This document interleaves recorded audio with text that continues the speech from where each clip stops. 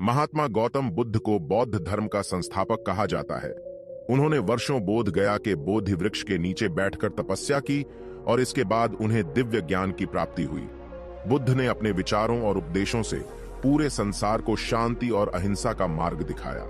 इसलिए कहा जाता है कि बुद्ध के विचार आपका जीवन बदल सकते हैं। बुद्ध की आज की अमृतवाणी में आपको बताएंगे गौतम बुद्ध से जुड़ी एक ऐसी कहानी के बारे में जिससे आपके जीवन में खुशियां ही खुशियां रहेंगी, क्योंकि बुद्ध का मानना है कि यह पूरी तरह से आप पर ही निर्भर करता है कि आप खुशी या गम क्या लेना पसंद करते हैं। एक बार बुद्ध एक गांव से गुजर रहे थे, लेकिन उस गांव में लोगों के बीच गौतम बुद्ध को लेकर गलत धारणा थी, जिस कारण वो बुद्ध को अपना दुश्मन मानते थे।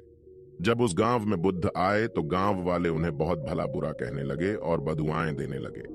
लेकिन इसके बावजूद भी बुद्ध गांव वालों की बात शांति से और मुस्कुराकर चुपचाप सुनते रहे। गांव वालों ने देखा कि उनकी बातों का बुद्ध पर कोई असर नहीं हो रहा है और वे विनम्रता से उनकी बातें सुन रहे हैं। गांव वाले जब बोलते बोलते थक गए तो आखिर में बुद्ध ने कहा कि यदि आप सभी की बातें समाप्त हो गई हो तो मैं अब प्रस्थान करूं। बुद्ध की बात सुनकर गांव वाले हैरान रहे, लेकिन उस भीड़ में एक व्यक्ति ने बुद्ध से कहा कि हमने तुम्हारी कोई प्रसन्नता नहीं की है, हम तुम्हें बधुआएं दे रहे हैं, क्या तुम्हें इससे कोई फर्क नहीं पड़ता? बुद्ध मुस्कुराते हुए बोले, जाओ, मैं आपकी गालियां या बद्दुओं को लेता ही नहीं। आपके द्वारा दी गई गालियों से भला मेरा क्या होगा? जब तक कि मैं आपकी गालियों को स्वीकार ही नहीं करता, इसका कोई परिणाम ही नहीं होगा। जानते हैं, कुछ दिन पहले एक व्यक्ति ने मुझे बहुत सारे उपहार दिए, लेकिन मैंने उसे लेने से मना कर दिया। जब मैं लूंगा ही नहीं तो कोई मुझे कैसे दे पाएगा? बुद्ध ने पूछा, बताइए, अगर मैंने उपहार नहीं लिया तो उपहार देने वाले व्यक्ति ने क्या किया होगा?